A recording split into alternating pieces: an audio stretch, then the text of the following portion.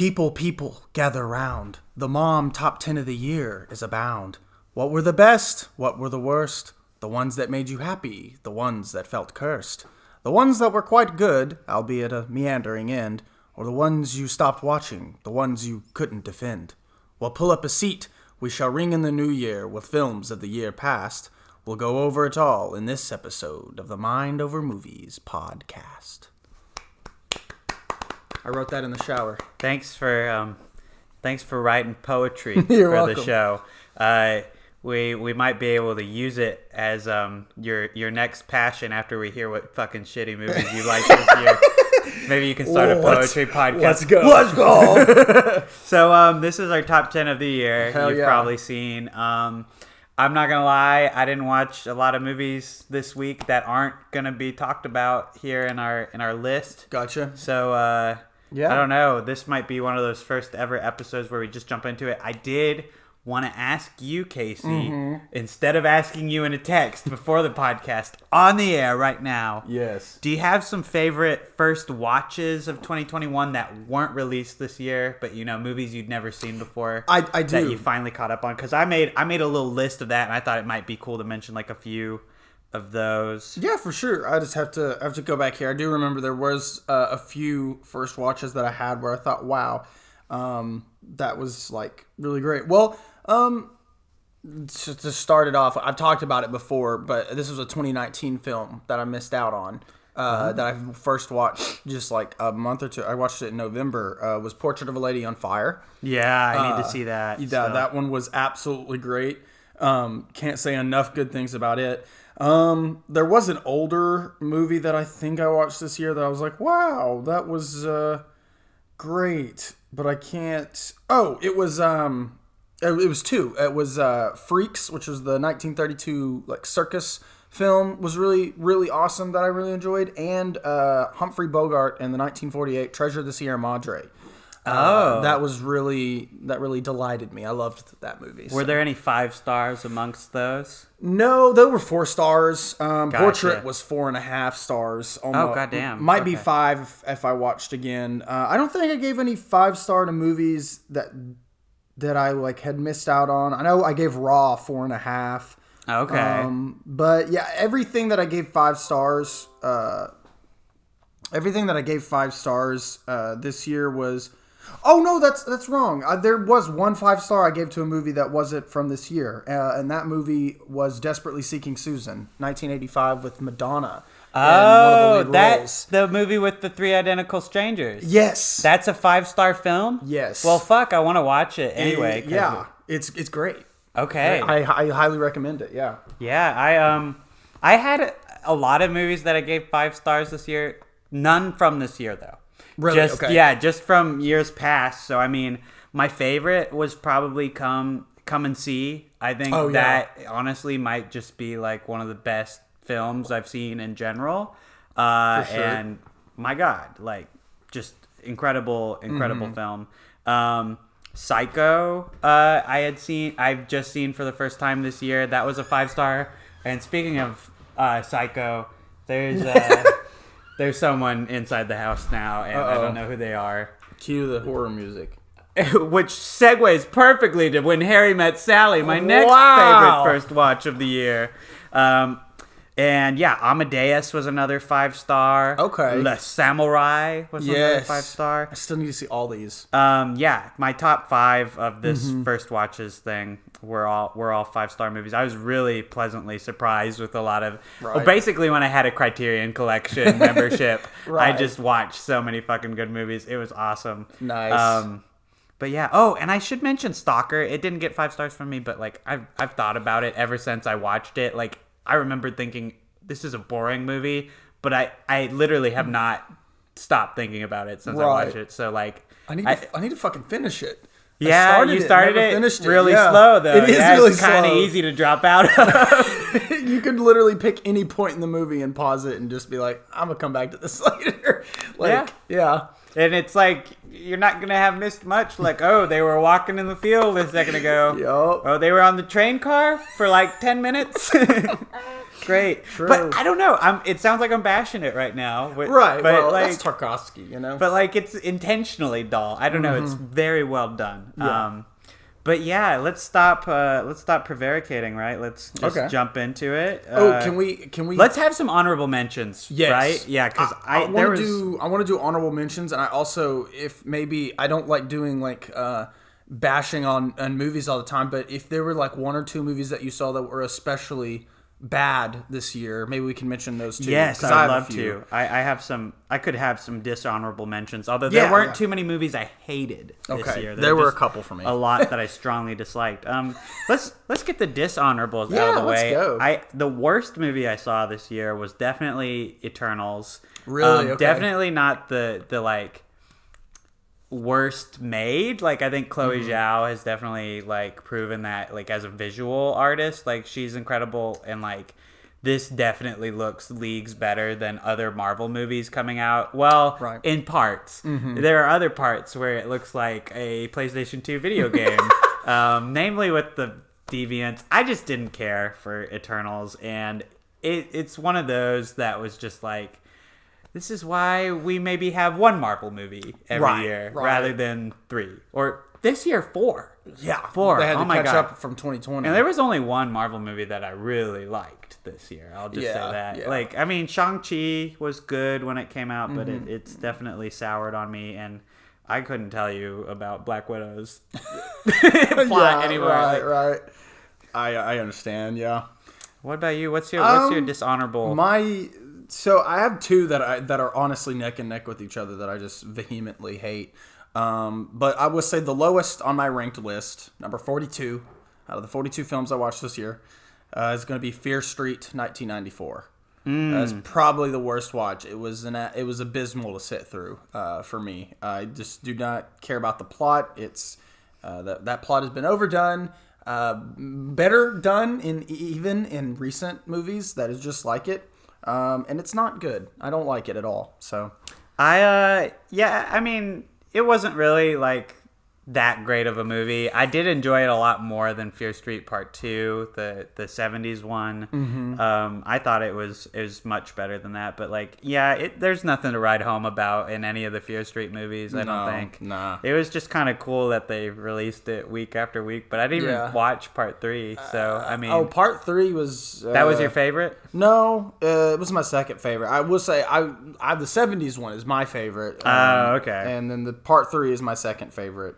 Well, second favorite, I guess, the least hated, though. Yeah, a year of division with us still. Yeah. Do you want to... So, I mean, we gave some thoughts, but do you want to get down to our honorable mentions, like mention our rankings? Like, I have at number 24, Eternals. Number 23, Fear Street Part 2. Number 22, Godzilla vs. Kong. Didn't really care for that too much. Black Widow is 21. 20 is 1994, Fear Street. 19 is Shang-Chi. Oh, mine too. Yeah. Oh, 19 nice. is Shang-Chi. 18 is Quiet Place Part 2. I feel like it might be on your top 10, so I especially don't want to give any thoughts right now. Okay. 17 is Raya, The Last Dragon, and 16 is No Time to Die before I get into honorable mentions, which I would say. Yeah, I'll go ahead and start with 25. 25, so since I didn't see that many, kind of my 25 gets into like the meandering. So actually, I'll start with... I'll start with number 22, I guess. That's kind of the cutoff. So number 2 was Free Guy. Okay. Number 21 was Nobody. Number 20 was Godzilla vs. Kong. Number 19, Shang-Chi. Number 18 was The Little Things. I liked it quite a bit more than most people, I think. Yeah, it seemed like it. Yeah. And number 17 was Encanto. I need to see that still. Surprisingly delightful. Okay. Number 16 was Tick, Tick, Boom. Okay, don't say anything yet. Yeah, okay. 15 was Black Widow. Probably will go lower if I watch it again. I don't want to watch it again, but... Me. So I guess that's... So, yeah, the rest are honorable mentions. Okay. So, yeah, definitely my first honorable mention was Malignant. I thought this was like a very fun, campy movie. I enjoyed it quite a lot. What did you think? It's on my top 10. Okay, Yeah. so we won't talk about it. So yeah, what Casey and I are gonna do is if a movie comes up lower on one of our lists, we'll talk about it when it gets to the high position on the other person's list. That way, if a movie is like Casey's number 5, but it's my number like 10, we're gushing on it the way it deserves to be. So Malignant's my number 15. Mm-hmm. What's your first honorable mention? My first honorable mention will be Titane.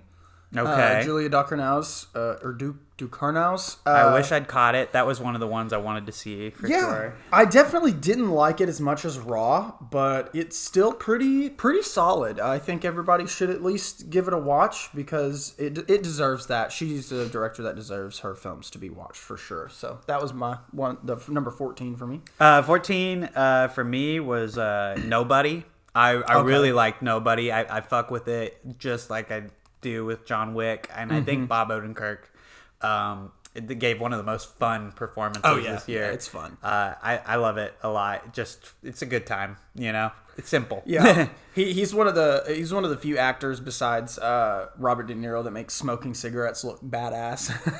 So, nice. It was cool. My next honorable was at 13 would be No Time to Die. Okay, yeah. Really enjoyed No Time to Die a lot more than I thought I would. I do think it's lower in the Daniel Craig Bond ranked. Yeah, but it's still a good time. It wasn't quite the finale that I ever foresaw for Daniel Craig, and I would be lying if I said it met like my expectations for like as a follow up to Casino Royale or Skyfall. I think mostly, though, it's just plagued by issues Spectre had that kind of haunt this movie. And Spectre haunting this movie. Sorry, I didn't plan that. I wish I had written a review. That would have been witty. Right. The previous entry haunts this new Bond movie. I will say the thing I like most about No Time to Die is the ending and where it decided to go with that. Yeah, I think they ended on a pretty banger note. Yeah, for sure. My number 13 was the Sparks Brothers documentary. I just really enjoyed this documentary a lot. Yeah, it was good. Yeah, Edgar Wright just put a lot of care into it. I would recommend anyone go watch it on Netflix. For sure. Next honorable mention would have to be Ridley Scott's The Last Duel. Oh, okay. This will be on my top 10. Cool. My next one, and we're not going to talk too much about it right now. We've talked about it in depth in our last episode. Go listen to our last episode if you want to hear our full spoiler thoughts. Spider-Man No Way Home is my number 12. We'll talk about it here in a little bit. What's your number 12? My number 12. Also, so number 12 was The Last Duel for me. So. Sorry, 11. Okay, yeah. So 11. Even though I kind of like gave some like thoughts that were like way lower than what everybody else thought about it, it still ended up almost being on my list because the more I think about it, the more I think, wow, that was one of the more epic movies of the year, and that's Dune. Dune was a good movie. I did really enjoy it, even though I have my grievances with it. It still almost ended up on the top 10. We'll get to air out some of those. Okay, gotcha, baby. And this was one that I was really bummed couldn't make it into the top 10, kind of like Spider-Man. There are just some movies I liked a little bit more. Matrix Resurrections is my number 11. Okay, just right at the precipice. Right, that one's on my 10 list as well. So yeah, we're gonna get into the top 10 now. This is just want to clarify again. This is just our opinion. Yes, and there's nothing objective about it. And also, I mean, I can't speak for Casey, but I didn't get to see every movie that I wanted to see this year. Notable mentions that are not going to be on my list because I didn't see them. Annette. Yep. I didn't get to see Titane. I didn't get to see Drive My Car, which is this really great sounding Japanese flick that came out this year. There was another. Power of the Dog. Didn't get to watch that yet. So or Tragedy of Macbeth. Oh my gosh. Well, so Tragedy hasn't opened near us. Okay. Yet, so we can't really help. We live in Arkansas, so I mean, we dox ourselves every week, but also we don't get to see any movies. Yeah, exactly. I will say some movies that I didn't get around to watching a lot of the ones, but I'll throw out some that I think would make it on my top 10. Celine Sciamma's new film Petite Maman, I think is how you say it. That is one I really want to see. That's one I want to see too. I just have nowhere to watch it. I didn't get to catch West Side Story. And Licorice Pizza just released. I haven't had time to go see it. The Worst Person in the World, House of Gucci, and I didn't get to see that either. Spencer. Those are the ones that I really wanted to see that I haven't gotten to see yet. Damn, yeah, it's kind of egregious, like how many movies that I meant to check out, like especially Power of the Dog. It's on Netflix. I have no excuse. There's a couple for these. I don't have an excuse, but still, we're just sorry. There was a lot to watch this year, but don't worry. We did say later around Oscar seasons we might have amendments to these lists, but as of right now, 2021 has ended. It is 2022, so this is our list. Yeah, we'll catch you if we see any other stuff we like. We'll talk about it. We us. We don't shut up about movies. We don't shut up about movies. So Casey, would you like to start us off with your number 10? Thank you, Jeremy Johns. His list is getting quite the shit posting on Twitter right now. Yeah. So my number 10 is a movie that probably, if I had seen more movies, it probably wouldn't make it on. I wanted it to be an honorable mention, but it has made the list, and I guess that just goes to show how much I thought of it, I guess. And that's Spider-Man 3, No Way Home. Nice. It was a pleasant surprise. I enjoyed it. Right now it's sitting at 4 stars. If I watch it again, that might go down. It might go up. I don't know. Yeah. But for now, solid. Best MCU film of the year. Best MCU project put out this year, I think, besides Loki. Just really enjoyed it.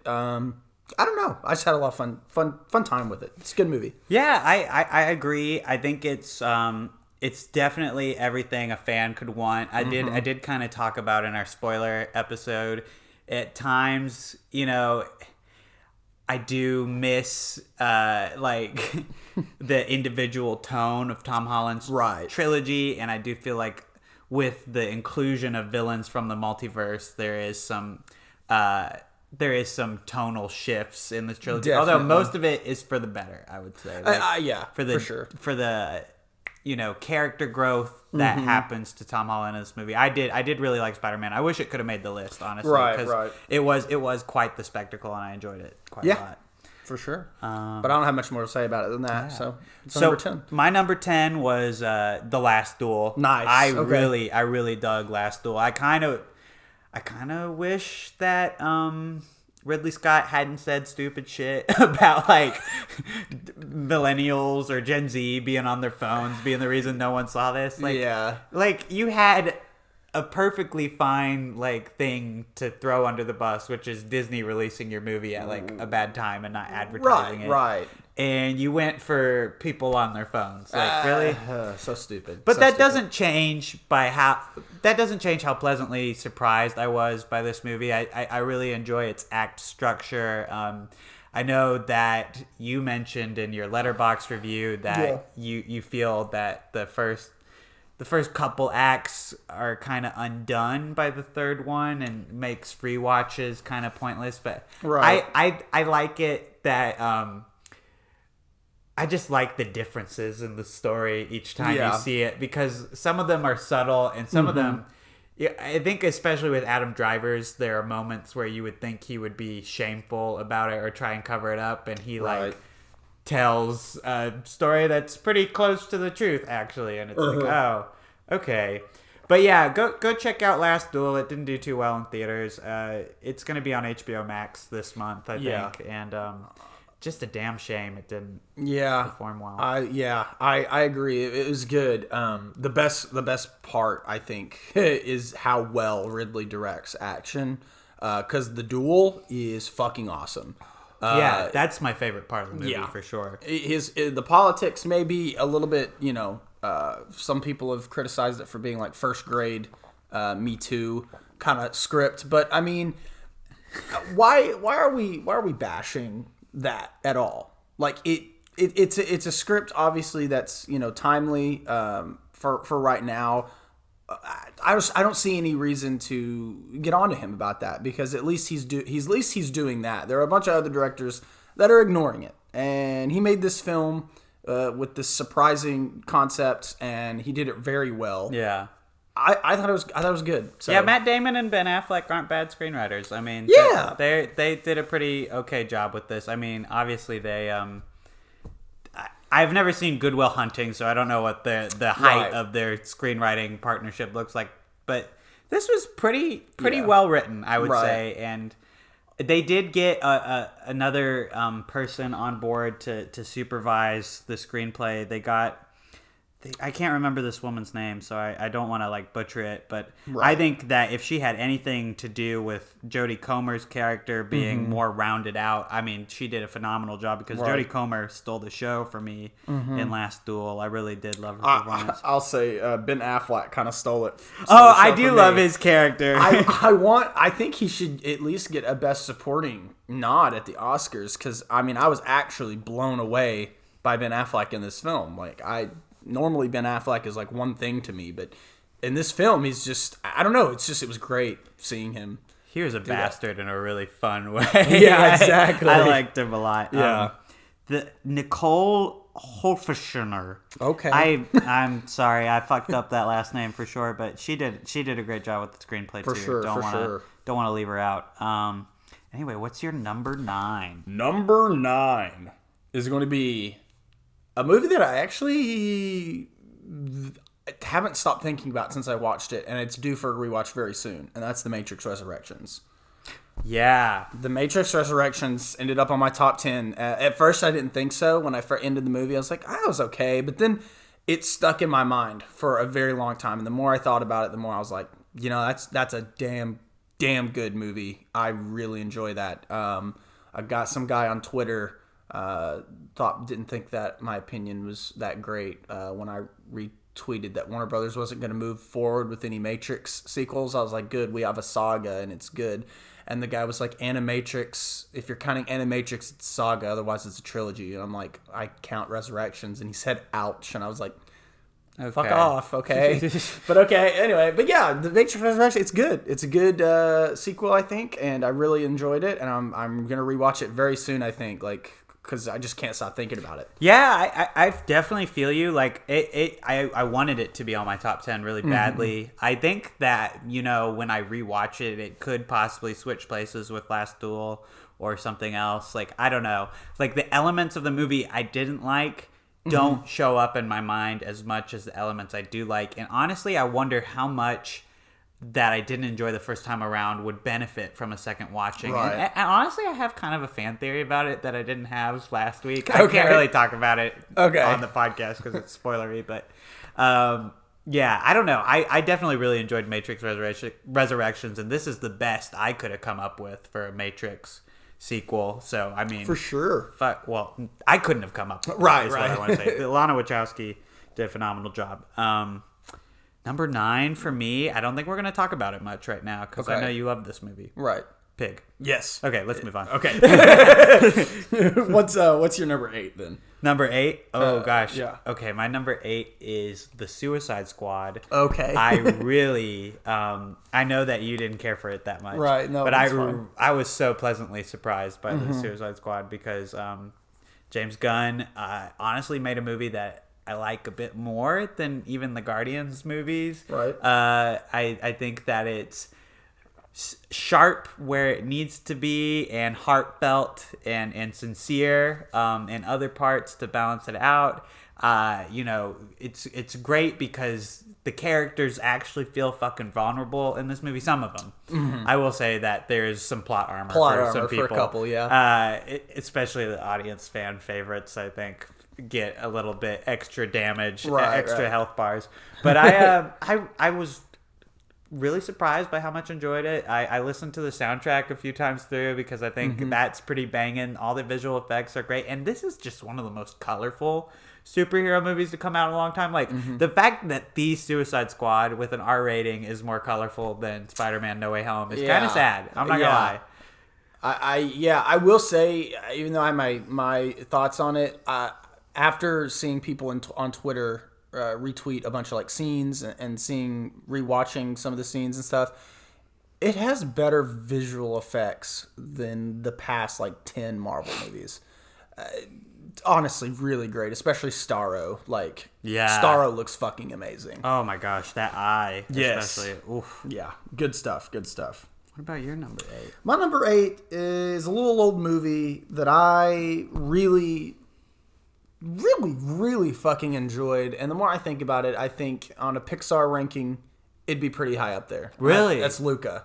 Yes. I need to see it. I've left that off my list of movies that I hadn't seen yet. Luca is so cute. It's really heartfelt. It's really... and Luca is kind of in the same vein with Encanto, because they both came to Disney Plus, right? Like, Encanto's in theaters as well, but they were clearly made for Disney Plus because they're smaller stories set to like one location, and there's a focus on like the characters. And Pixar, there's been no shortage of Pixar caring about their characters. Obviously, their scripts are always pretty fucking tight. But something about Luca and Encanto is just like, it's more challenging, I guess, for the team to like make this story that's in one location and keep people entertained. And I think that's really well done. I think Luca's the better one. But yeah, like, it's such a, I don't know, very gay story too, which I really like to see. A lot of people said it could be gayer. Yes, it could, but it's also Disney, so they're doing the best with what they can, man. So, yeah, Luca, it's great. Please watch. I loved it. I will watch, and this definitely makes me want to see it more. It's been kind of divisive. I've seen like people either really dig it or they say one of their worst movies. I don't know. I'm with the latter, or the former. It's good. I like when people are in the it's good camp than the it's bad camp. I feel negativity. We have enough of that shit. Right. I want to say before I do my number 7 that my number 7 through my number 2 all shifted and were in each other's spot at some point. Okay. Because they all, in fact, number 7 through number 1 just about all have the same rating. Okay. And yeah, this was a hard year to pick favorites. And I mean, if something comes a little bit lower than you thought it would for me, I really did consider putting it higher, you know? I gotcha. So the first of those movies would be Tick, Tick, Boom. Okay. I didn't expect to like this movie very much. And honestly, from a directorial standpoint, I think that Lin-Manuel Miranda has a lot to improve on. Oh, yeah. Which, I mean, in terms of film. Yeah, for sure. But mostly just the camera work. Because, I watched his, like, Vanity Fair video where he breaks down the, like, Boheme scene, and he's very passionate. He has a lot of set details in there. It's just he's a theater director for sure. For sure. The camera work falls a little bit flat, but Andrew Garfield in this movie is so fucking phenomenal. Yes. I want to give him an Oscar right now, just from me. Yeah, not even from the Academy, from me. Yeah. I think he might be my favorite performance of the year. Jonathan Larson's story is just so heartfelt and genuine, and the songs bang too. Yeah. Which surprised me because I don't like Rent all that much, which is Really? Jonathan Larson's like claim to fame, but like right, and his only. Well, not only, but but I guess like the only one that like really saw a huge success, and he didn't get to see that, which is so sad. It's so sad. It's depressing. It's a great story though. It's not all depressing throughout the movie. No, it's a very upbeat movie, and yeah. What I really, really liked about it is that it's set against the AIDS crisis. Yeah, and it's just makes so much of a more of an impact. I think as you're watching, it's. I don't know. It's I really like that detail about it, and with all his like friends and stuff. It's good. It's good. My only complaint, one of two complaints, is the choreography and the movement of the camera. Movement of the camera is very stale. There's not much choreography, but the songs fucking slap. Mm-hmm. They slap, and Andrew Garfield should get all the fucking awards that he possibly can grab up for this, because he stole the show every scene he was in. It's a good movie. I liked it. Just quite didn't make my top 10, but yeah. I mean, I would say definitely my favorite Andrew Garfield performance, although number 2, I mean, it was just... that's a spoiler, isn't it? I don't know what you're talking about, so I'm going to ignore what you said. Okay, yeah, never mind. Sorry. I'm breaking my own damn rules on the show. What's your number 7? My number 7 is another film that people were divisive on again, and I ended up being in the camp that this is good, and that's Old. And I'm not going to spoil it like I did on last week's episode, but Old is very interesting, and it's very good. And I like this direction Shyamalan's going, and I hear his new film is going to have Dave Bautista in it, and it's called Knock at the Cabin.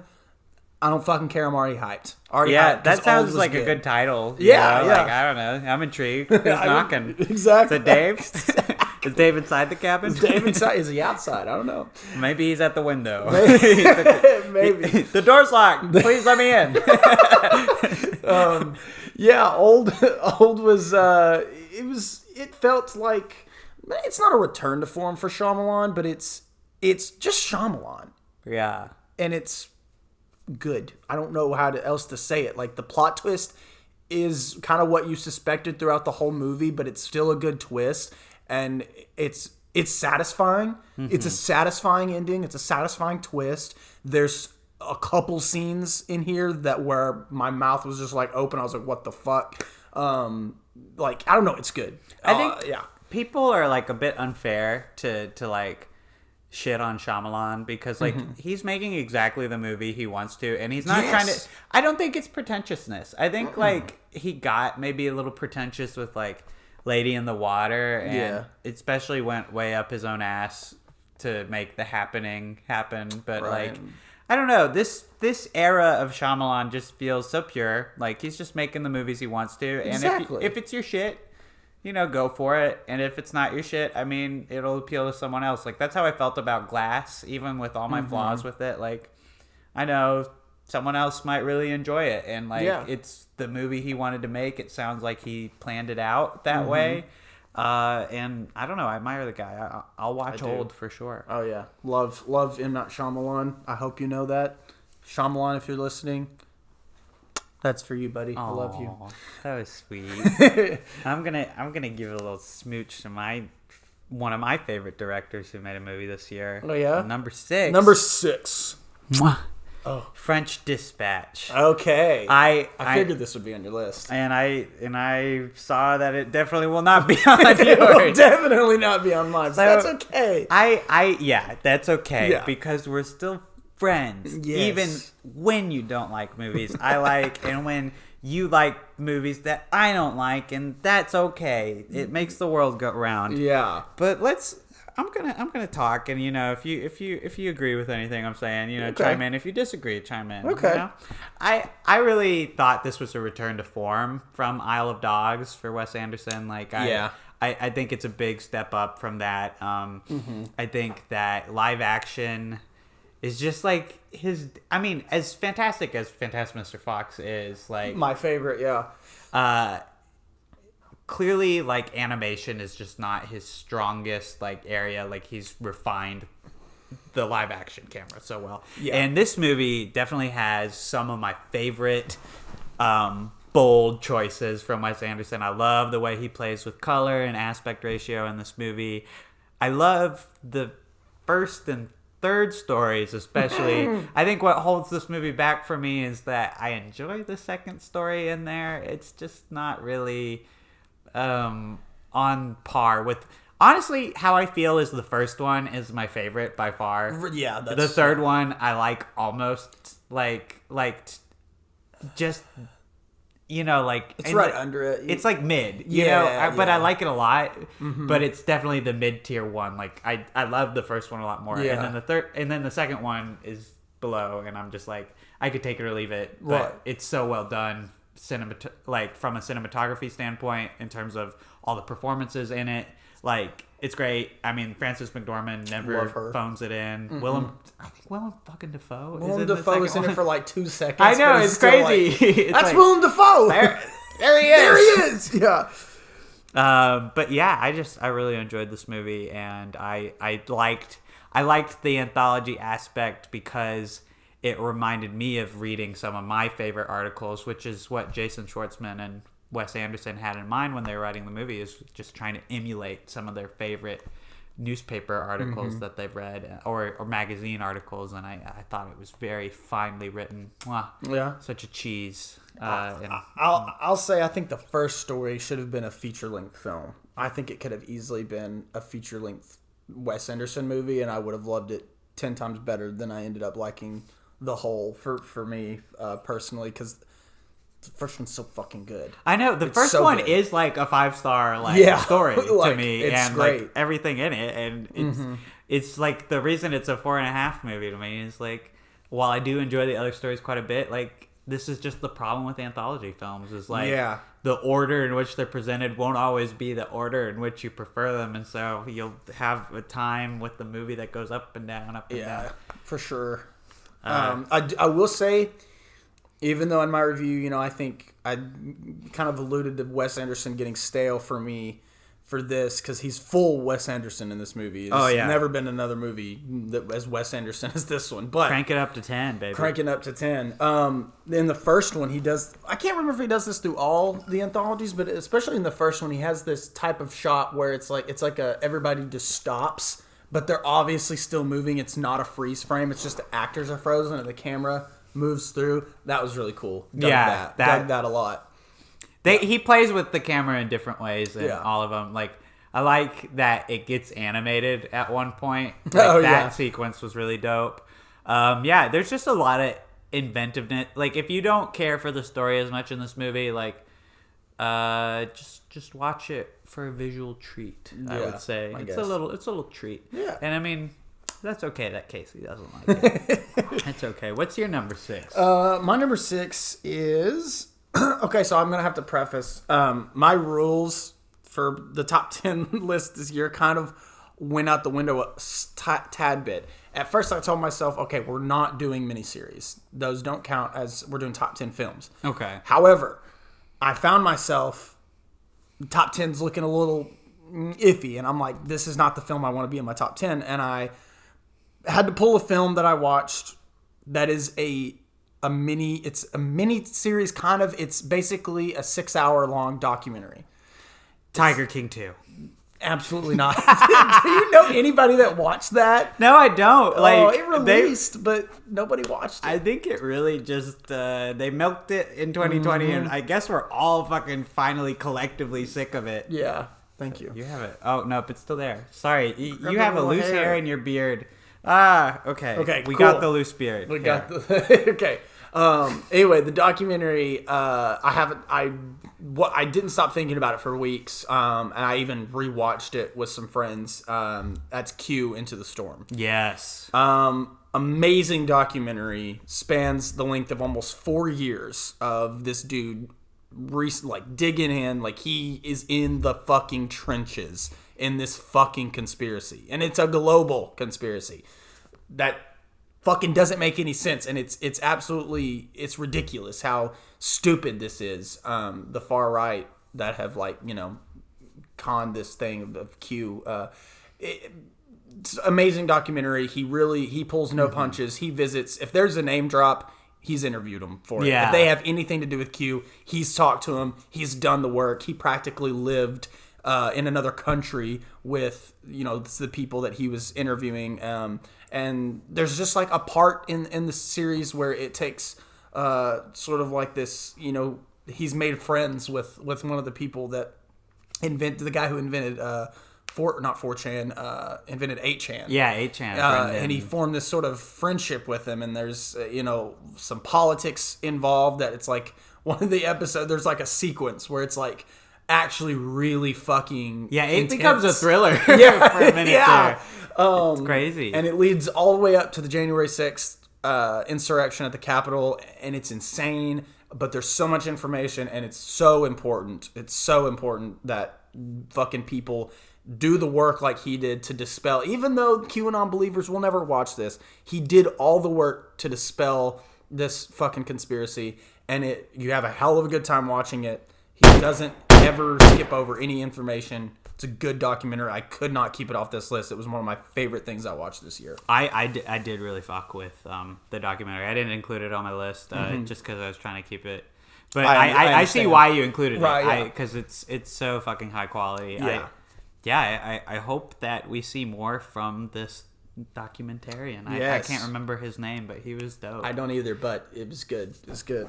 I can look at the name real quick. His name needs to be spoken. Colin Hoback. Yes, he was great. Yes. Good stuff. And speaking of great, and speaking of another one of my favorite directors, like pretty much the whole top 6 are all some of my favorite directors came to play this year. So it was so hard to pick between them. But Denis Villeneuve dropped a little movie called Dune. Oh, it's a little indie flick. And I fucks with Dune, man. Like the scale of the visual effects alone are so incredible. The sincerity of its science fiction is something that brought me back to what made early Star Wars so great. And I mean, Dune technically came before Star Wars, so if you see anything that reminds you of something, I mean, might be it came from Dune first. Dune, yeah. Like this movie is so good that it made me reattempt to read a book that I had sworn off forever, you know, that I was pretty much like, this looks like such bullshit, I'm never going to touch it. But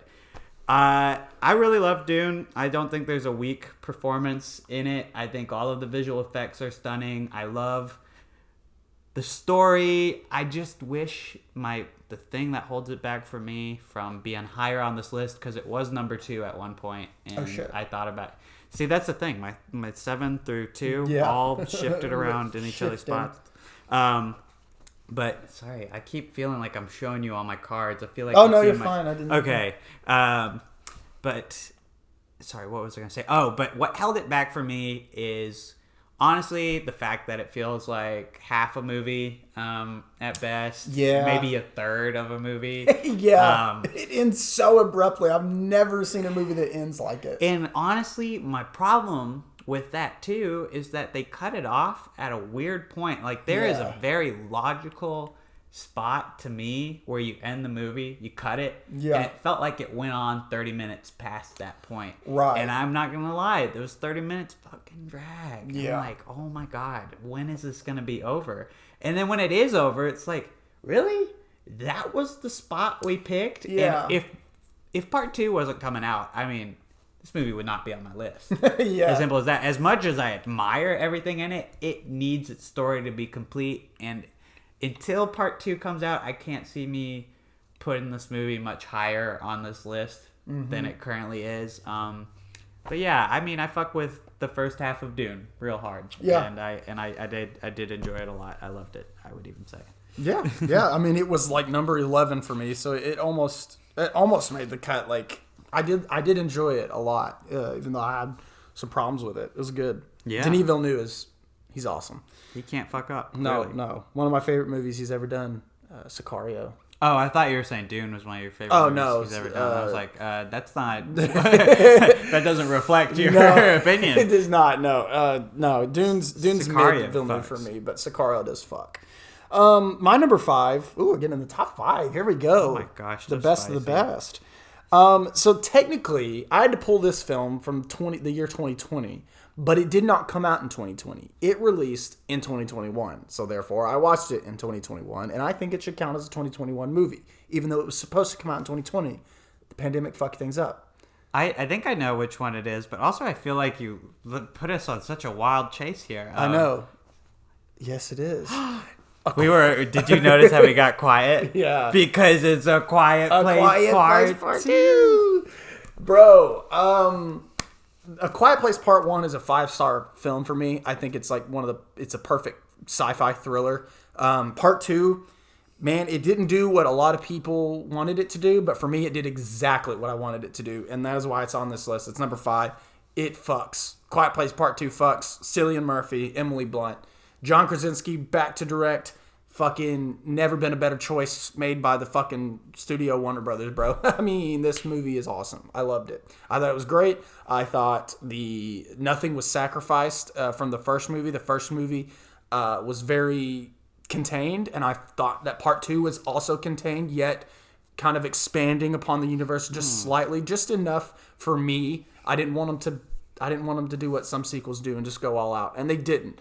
And let me tell you, the prologue is like top tier suspense. Like that whole sequence. Yeah. Fucking brilliant. I love this movie. It's a lot of fun. It's the it's a blockbuster. It's a blockbuster. It's good. I love it. It's good. Yeah. I think I You had love a your little bit lower, enthusiasm though. for these movies. Yeah. It's like my number 18.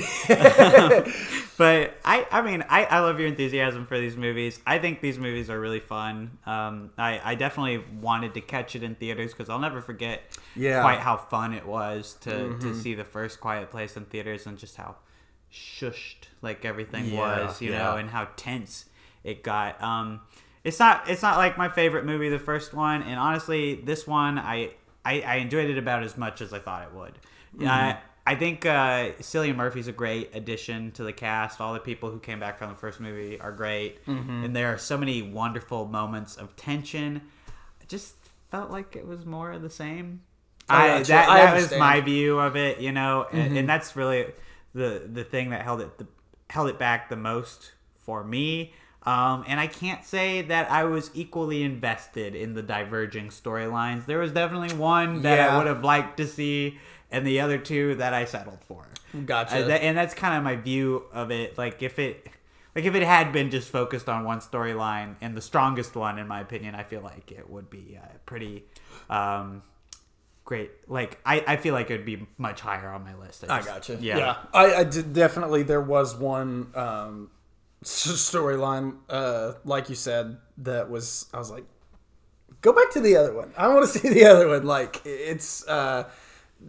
Yeah, they should have like. It's no Magnolia. No, it's not. When John Krasinski syncs these stories up, you will not go, "Oh wow, that's crazy." I haven't seen Magnolia yet. I just hear they sync up in a crazy way. They do. Yeah, I know it's definitely not Magnolia. But with that being said, we're getting into the last four. I need a refill on water. Let's take a quick break. Okay. And we're back. We're back. I clapped just in case it helps Casey edit this episode. Yes, thank you. Sorry about the gunshots that happen at 38:55.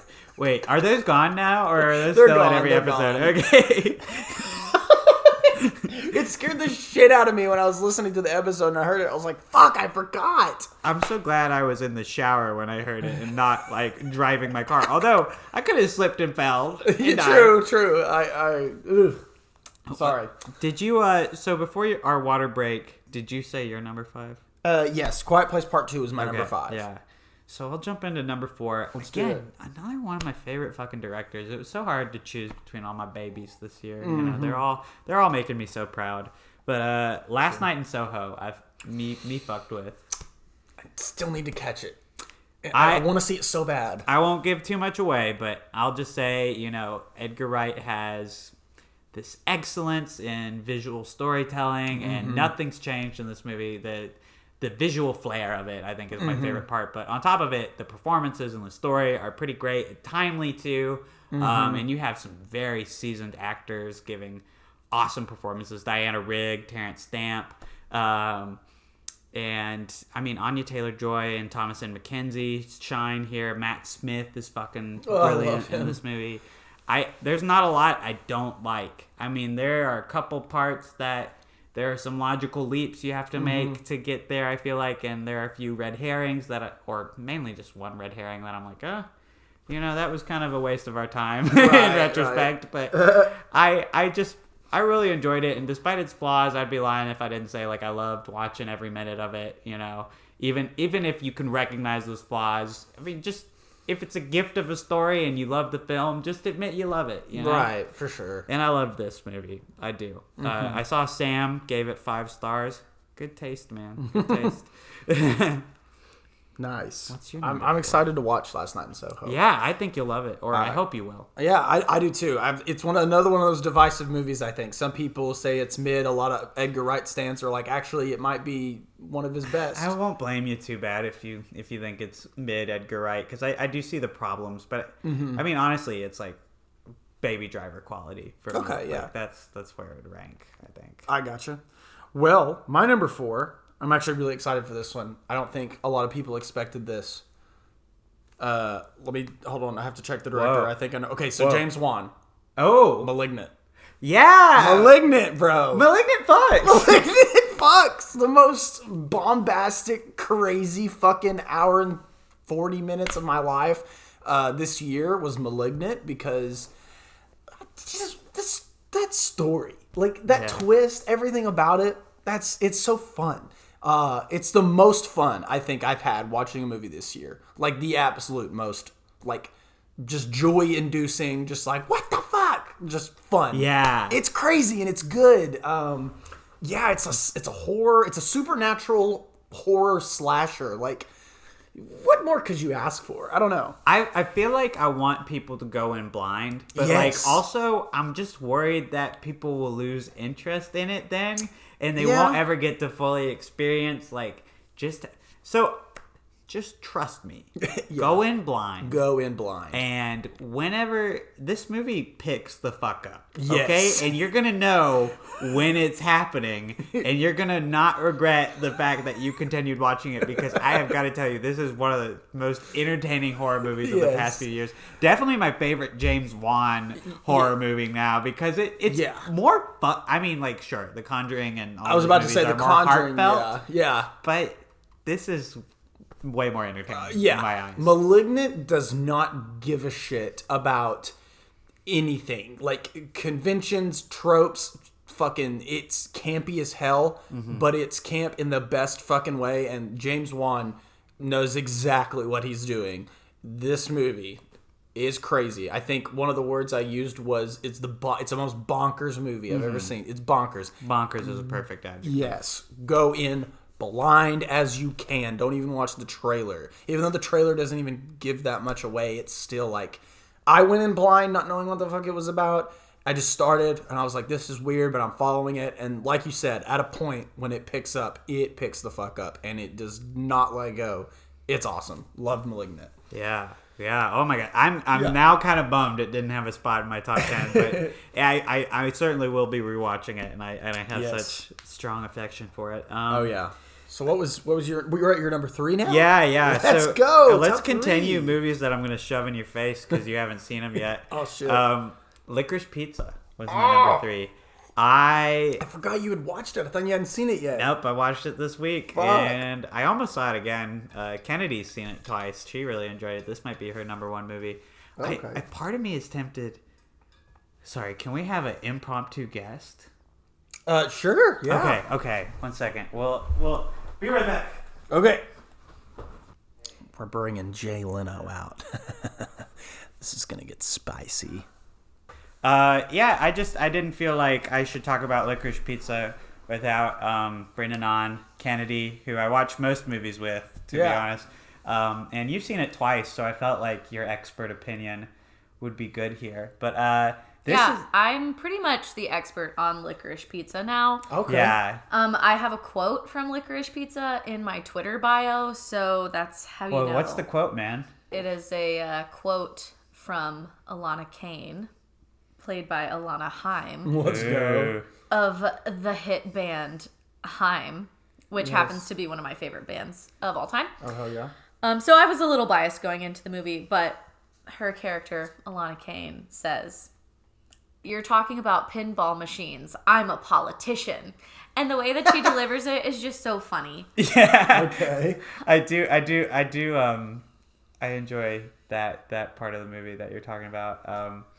I think that Alana Haim is definitely one of the reasons that this is so high up on my list, because she gives like a fucking amazing first performance. Like, I don't know, like, did she ever do like theater? Do you know? Like, Not that I know of. She was probably, pretty busy, like being in a band with her sisters. That's true. That's true. This is a little Haim history lesson. Uh-oh. Oh gosh. They started their band Rockenheim, which was their original band name, when they were all like teenagers, like pretty young. Oh, okay. Alana was probably like 12 or 13 when they started all playing Oh together. wow. Okay. I had no clue. Mm-hmm. Neither. And so they played together for years and years, and then eventually changed their name to just Haim, which is their last name, and released an album. Their first album is called Days Are Gone. I was listening to it at work today. It bangs. So this is just like my wholehearted, it's Mind Over Movies, wholehearted endorsement of the band Haim.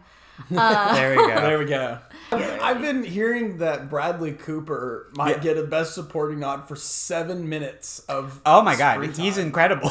Yeah, he would deserve it. Okay, that's interesting. He's totally unhinged in those 7 minutes in the best possible way. Yeah. He just really, he steals every scene he's in because he's like fucking, he's on something, man. Yeah, I don't know. Also, his outfit, oh my god. Just the costume design in general, I really Yeah. loved about Licorice Pizza. But This is like the third time for Paul Thomas Anderson to return to the 70s, and I've got to say this is probably my favorite decade of movie that he sets. Oh, sorry, I fucked that sentence up. This is my favorite decade that he sets his movies in. Right. It's always so fun. Like with Boogie Nights, the visual flair. Like clearly he has a lot of nostalgia from when he was a kid in the 70s. Yeah. And I think this is probably his most nostalgic film to date. Okay. A lot of these experiences feel like they're too specific and bizarre to not have been pulled from his real life. Turns out they are. Yeah, that's what I've heard. That's Yeah. what I've heard. And Cooper Hoffman is another. I can't believe I haven't mentioned him yet. He's the other debut performance and also lead character, and he's incredible. Like Incredible, okay. I mean, definitely looks just like his dad, which I mean makes me have a soft spot for him. But on his own, like he really does give like a very genuine and like I don't know.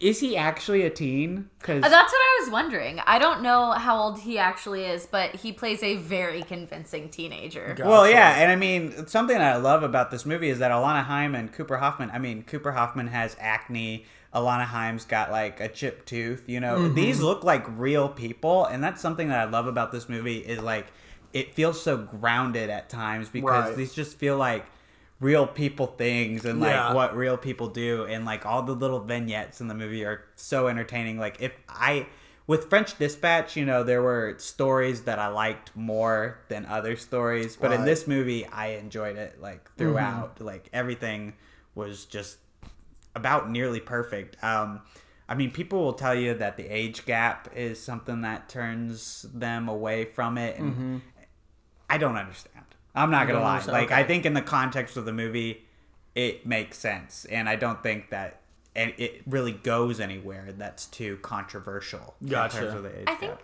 I think that the majority of people that I've heard of, you know, saying that something makes them feel uncomfortable about the age gap are like majority of people who haven't seen the movie, because once you watch the movie, you see like this is all very innocent, and I think the age gap is handled in a way that makes it feel like real life.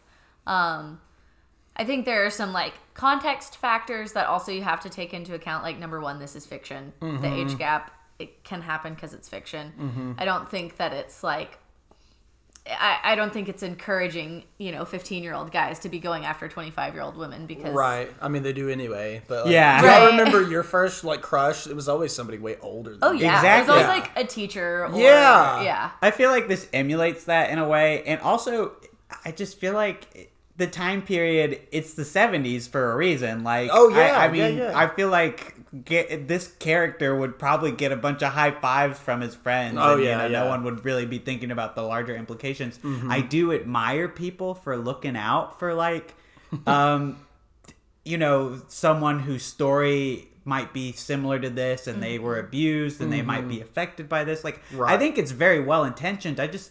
I think in the context of the film, there's not a lot there that really makes me think, oh, this is an abusive narrative. Right. You know? Okay, right. I don't think there's a power dynamic abuse here. So I just want to defend it from that accusation, because I just feel like if someone is offended by it, they've probably not seen the film, or it reminds them of something personal. You know? Right. And I feel like, you know, a critique that came out when the first trailer dropped was that, like, you watch this trailer and have no clue what the movie is about. But I feel like there was enough in the trailer to tell you, like, hey, there's a significant age gap between these two characters who are maybe romantically invested in one another. And I feel like that's enough of a sign for people who may be triggered by a story like that to know that this isn't the movie for them, and that avoiding it is probably the best decision. Yeah. So, I mean, yes, we should definitely be aware of the ways that things in movies can trigger audiences, but I feel like there was enough of a warning with that. Yeah. One of the movies we saw this year that didn't have a warning that I was like very taken aback by was The Last Duel. I walked into that with like no idea what the movie was about. Oh yeah, it's got a few And gruesome scenes. Yeah, it's like a story that is 100% based around sexual assault and different retellings of the story. And so, like, if you're a person who just wanders into the movie theater for that one, Yeah, for the action, and then you're all like, Yeah. I could see it being really, really hard Yeah. for a lot of Right, people to right. watch. But Licorice Pizza, I mean, like, not to spoil anything, but it is very innocent throughout the whole movie. yeah. It doesn't really get anywhere too uncomfortable. And I don't know. All that to say, go watch it. You know, form your own opinion about it and see for yourself. For me, this was one of the most delightful movies of the year. I just love PTA, and I don't think that he can do any wrong now. Like I literally can't think of a PTA movie I don't like at least really admire. You know, Inherent Vice comes to mind as like his weakest, but like I still like it. You know? Right. But yeah, that was my number 3. Catch it as soon as you I can. will. man. I will. And I'm Kennedy, working on it. Thank you for being our Heim expert Oh, on the yeah. show, of course. and for occasionally talking about the hit film Licorice Pizza. Well, you know, you're welcome. One last thing before I part. A few parting shots. Okay. A few more music recommendations. No, kind of, but also Paul Thomas Anderson. Paul Thomas Anderson has collaborated with Haim for years. Yes, I heard. yeah. Because I think we read the fun anecdote about how one of PTA's teachers growing up was the mother of the Haim sisters. Right. Which is crazy. Which is crazy, but I guess that's what happens when you are from Los Angeles. Sure. Yeah. Grow up there.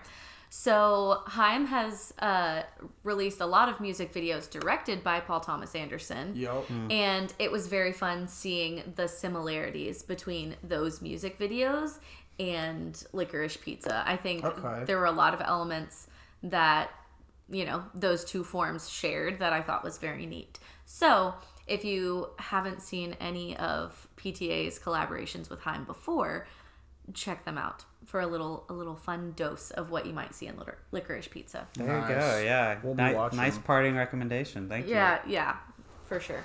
Okay, I'm gonna go lay in bed and watch YouTube. Bye. Bye. Hey, what's your number 3, my guy? Hey, my number 3. Hold on, let me get back to the thing. Okay, here we go. Oh, and Red Rocket. That was another movie I didn't get to see this year. I just saw it on your like watch list. Yeah. I that one really bums me out because I know it could probably have potential to be my number 1. Probably. Right, I don't right. know. I can just tell. Yeah, I do really want to see that. Okay, so I don't know if people are considering this a film, but I am considering it a film. It broke the mold of what comedy specials can be, and that's Bo Burnham's Inside.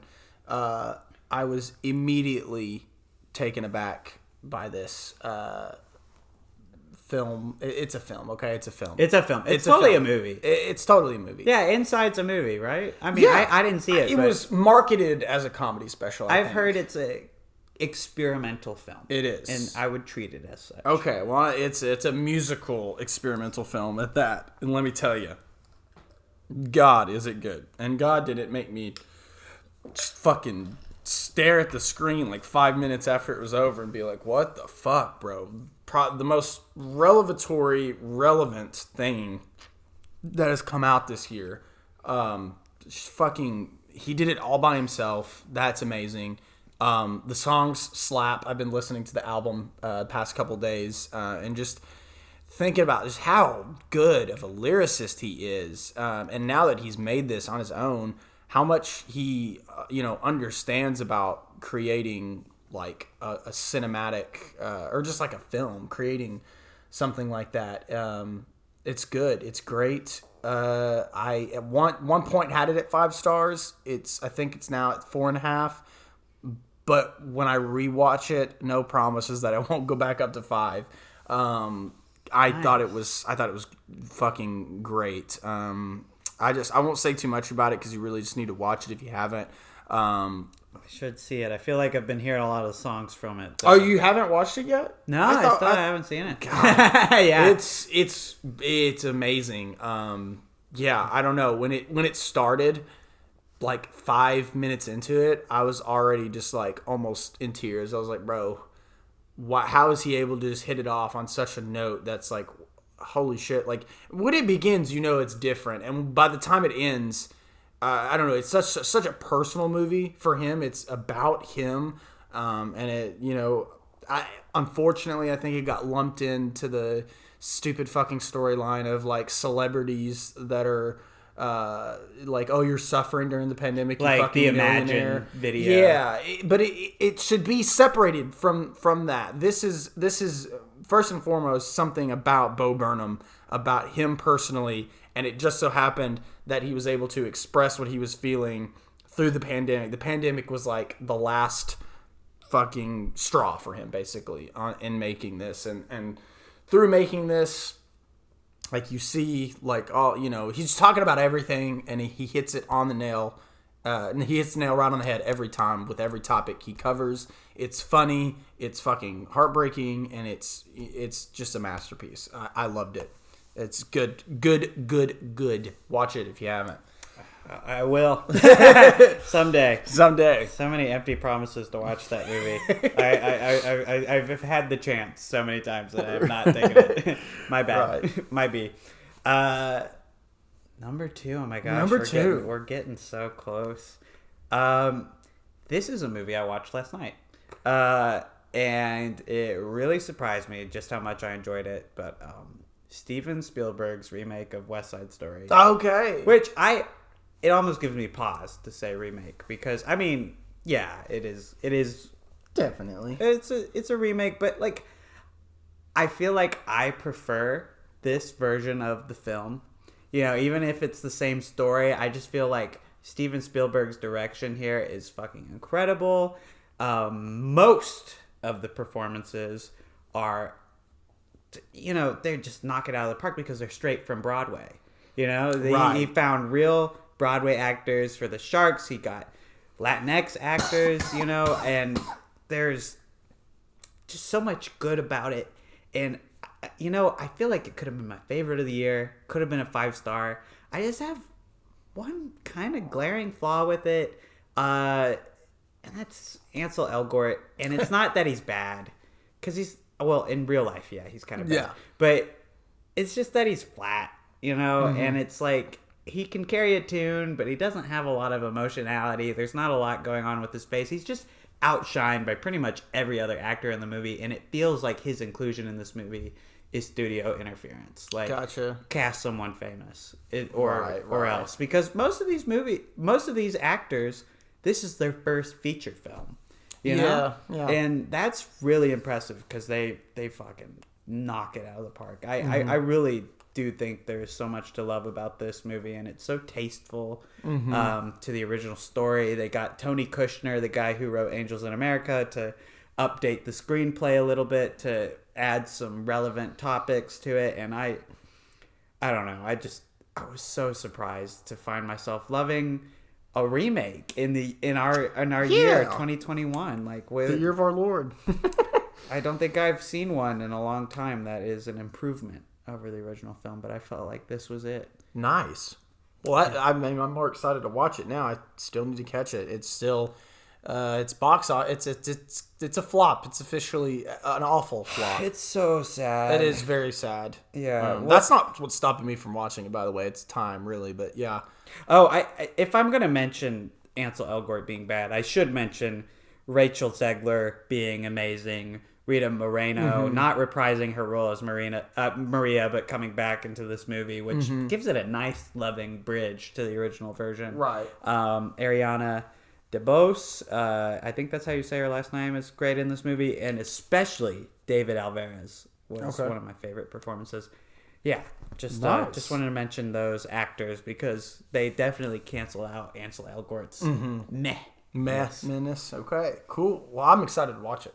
Yeah, I think you'll really dig it, man. Yeah. See it on a big screen, too, if you can. I will try. I mean, you won't catch it in theaters, probably, but it's have a leaving big theaters TV. Wednesday. Yeah, you have the TV for it. That's for sure. true. And a sound bar. Yeah, okay, so my number 2 is, we talked about this not too long ago, It's Jane Campion's new film, The Power of the Dog. Still need to see it. Yeah, I mean, I don't have much more to say than I already said about it a couple episodes ago. It's very, very good. It's the kind of fucking art house movie I've been searching for this year. I mean, fucking hell. It's... I don't know. I mean, I don't know what to say about it other than you just gotta watch it. Like, it's so fucking brilliant. It's a brilliant screenplay. The performances, there's not a performance in this thing that is bad or even middling. Benedict Cumberbatch is doing some great work here, and Kirsten Dunst is definitely my pick for Best Supporting Actress this year. Amazing. It's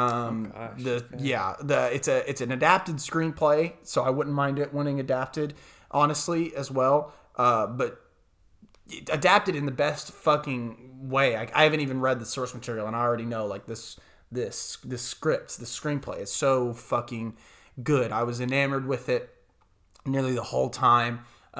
Just from its opening moments. There's specifically this scene with Benedict Cumberbatch touching a paper mache flower that is so, it's just like the fucking, I don't know, it's the first domino, you know, for what this character, for what you find out about this character throughout the movie. And then there's The Power of the Dog. I've seen a few people mention they don't understand the title, or it was one person was like, why is it called that? And there is very specifically one of my favorite scene in the movie where it tells you like what the dog is physically in the movie, and it is the best shot of the movie. Like, oh, it's so good. It's good. I loved it, and I think everybody should watch it. Yeah, Jane Campion, man, she is the woman. I'm so damn jealous. I need to see it. Okay. It's good. I'm ashamed of myself. I'm not a real cinephile. No, I'm ashamed. There's a lot of, like we said it 100,000 times, but yeah, we've got to catch up on some stuff. I know. I definitely felt like it was more balanced this week. When we had Saxon on, I was like the idiot. I was like, oh no, I haven't seen anything. Okay, I'm gonna drum roll. Number 1 on Isaac's list. This is the only movie on my list that did not change positions at some point, and I really fuck with it. I cannot wait to see it again. I have not stopped thinking about it since I saw it. Green Knight. I love Green Knight. I know you don't care for Green Knight all that much. We've talked about it on the podcast before. In fact, I think we went ahead and jumped into spoilers. Yeah, we did. On our episode. So I'm not going to cover too much old ground here. I just want to say, like, Dev Patel gives my favorite performance from him ever. I love David Lowery. If Ghost Story was like a blueprint of what was to come, I think this movie is that perfect, like, just like swing and home run for me. Like, it's great fantasy. The visual effects are all incredible. There's so many cool shots in this movie. I love the way it gets in the audience's head a little bit and forces you to feel like uncomfortable and think like, you know, it lingers in a lot of places. And I love when a movie fucking lingers. I mean, I was just gushing about Stalker a second ago, but like,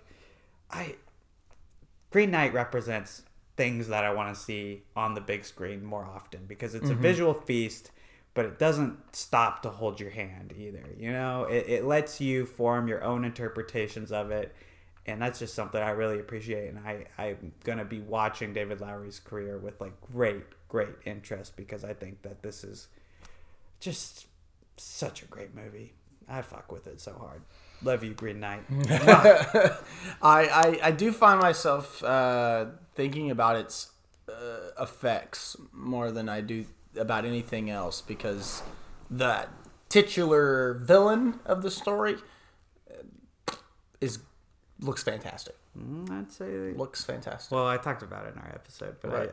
I'd say the title's referring or to someone else. I didn't mean titular, but the villain. That's why. Yeah, I'm saying the villain. No, but you're right. I mean, he is a Green Knight, but he's not the Green Knight. You know what I'm saying? Yeah. I know what you're saying because I know what you're saying. Yeah, the Green Knight.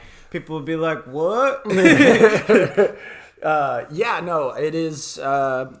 Yeah, I definitely didn't like it, and the more I think about it, the more I don't like it. But I do kind of want to rewatch it because I think there's some things that I missed, but also, I don't know. I'm glad it's on your list, though, because I know you really enjoyed it a lot. I'm not surprised that it's at number 1, so... I would have liked to see something surpass it, you know, like I'm always bummed when in the middle of the year my favorite movie of the year comes out, and I'm like, I like all this, but I was hoping we'd go a little bit higher. Yeah, you know? yeah. Can we get much higher? Copyright. So high. Copyright. Sorry, Kanye. Oh, that is a really fucking, like, that song is really catchy. Yeah, let's have another 6-minute music. Let's do it. Let's do it. No, Love but you, Kennedy. I feel you because this year, it was last month that we're getting into my number 1 here, but last month I watched a film that I was like, this is it. But also I kept watching movies hoping something would surpass it, and nothing did. And I don't think something will. It's the only final 5-star movie that I gave. The only movie I gave 5 stars this year. Number 1 is Pig. Oh, I kind of forgot what the movie was whenever you were hyping it up, but I knew it was going to come up. Yeah. Damn. It was your number 9? It was my number 9. I liked Pig a lot, but I don't think I loved it. But I want to hear you gush about it, so we can gush about what we. Yeah, I can't say enough about Pig. The title is great. I just love that it's called Pig. Yeah, very simple. Very simple, but it tells you immediately what it's about. As long as you don't even watch the trailer, just read the synopsis. Yeah. Nicolas Cage, finest performance of the year so far for me personally. He's incredible. Oh yeah, the screenplay is top notch. I really want it to win Best Original Screenplay. It won't. It's fine. I still love it. The cinematography has no right to be as good as it is. They make some choices in here, especially when characters like fall down. The camera moves in a way that I've never seen it done that way really before. Like, it's been done, but not in the way that it's like, I guess, edited in this way.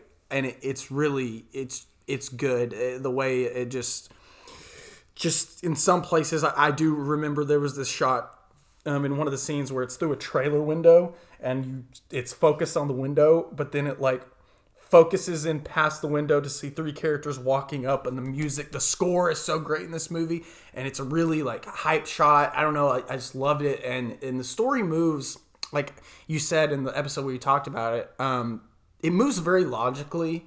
Like, you're like, oh, this is how the movie, but the ending you had a problem with, I think, because it kind of just ends.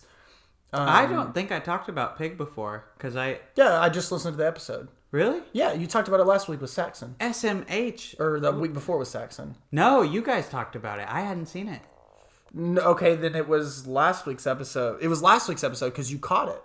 Oh my gosh. I felt like I was going to get to do my first on-air thoughts. Oh. I'm such an idiot. I can't even remember what happened fucking last week. That's okay. God damn. Well, it was one of these late Tuesday ones. Yeah, too, true. Yeah, we're recording on the day we're supposed to release again. Oops. Oopsie daisy. It had great. Wait, did I really say that? It's because it just ends. Man. Well, you said that, but you said the more you think about it, the more you like that ending. But I mean, I agree with you. The ending is it's very abrupt, but it is the logical ending for a movie like this. Like, how else would you want this to end? It's just like they cut it off. I did like the ending. I don't know. I guess I feel like a new man this week because I do like that ending. Mm-hmm.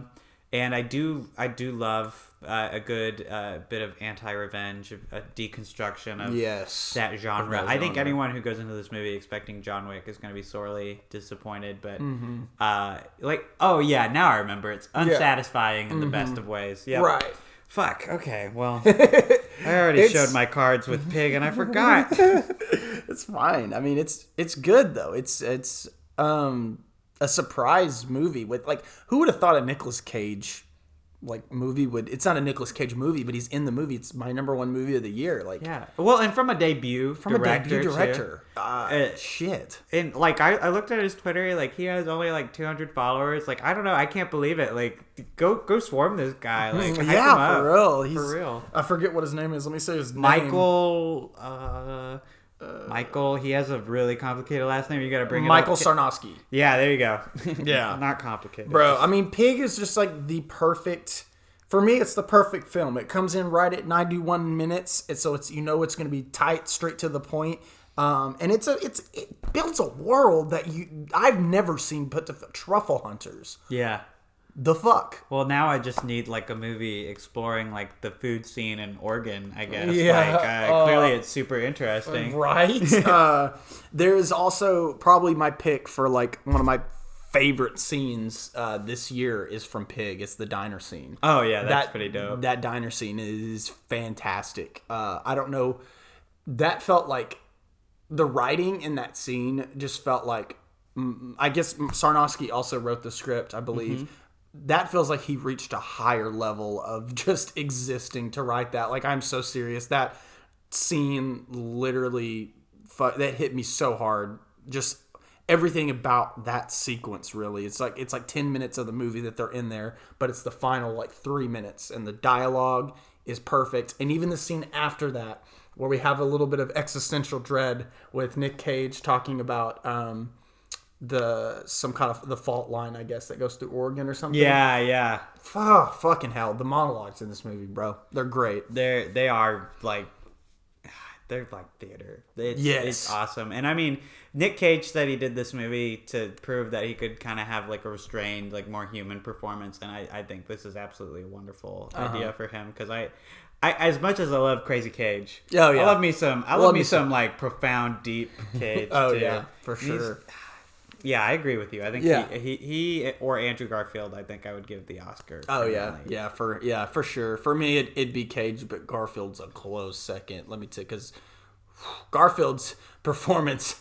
God, yeah, lots of good performances this year. Honestly, like after talking and stuff, like actors and actresses really brought their A game this year. Because a film I didn't even make my honorable mentions, though, that I really enjoyed the performances in was Passing. Passing had two amazing performances from Ruth Negga and what's the other? Fuck, I always forget her name. Hold on, it's she's Tessa Thompson. They were Tessa Thompson's in Passing. Yes, I need to see Passing. They were perfect together. It's a perfect pair casting. I'm telling you, everybody brought their A game this year. I'm really pleased. But yeah. That's our top 10. Okay, wow. I can't believe it's already over. Yeah. But also, it's been an hour and a half, so I guess that makes sense. This was a really great year for movies. I was so pleased to see a return to the cinema. And, with the Omicron surge, maybe it won't last long. But Morbius got delayed. That was one of the first headlines of the year. Well, it's been delayed 7 times now. Really? Yes, 7 times. Oh, I did not remember the other 6. I just saw that January release date, and I was like, "Whoo, buddy, that's not a good sign for that movie." Nope. Now they moved it to April Fool's Day. Like, what the fuck? You just go see the movie, and Jared Leto throws you a used condom. He shows up to your theater to give you one. It's like, oh, that's the Joker, baby. That's the Joker, baby. Yeah, I'll be like the guy at Diablo when they released Diablo like mobile game. He's like, is this out of season April Fool's joke? Yeah, that's how it feels about Morbius. I'm like, this is the 7th time you've delayed that fucking thing. But yeah, I just hope 2022 has that special girl waiting for me. Yeah, in the movie. The movie, the girl being a movie. The girl, because I never have interest in women. I only have interest in movies. Yeah, same. That's. I couldn't find where to go with that bit. Just fucking cut it. Let's just talk about Haim again. Let's do it. Oh, I am exhausted. Is it done? Are we done? I don't know. Do you want to be done? What? Oh. We're still here. Oh no! Q&A next week. We'll tweet it. Now we're gone. We're gone. We've already ended an episode in pitch silence, but I figure that'll be That's it. good. You know, why not two?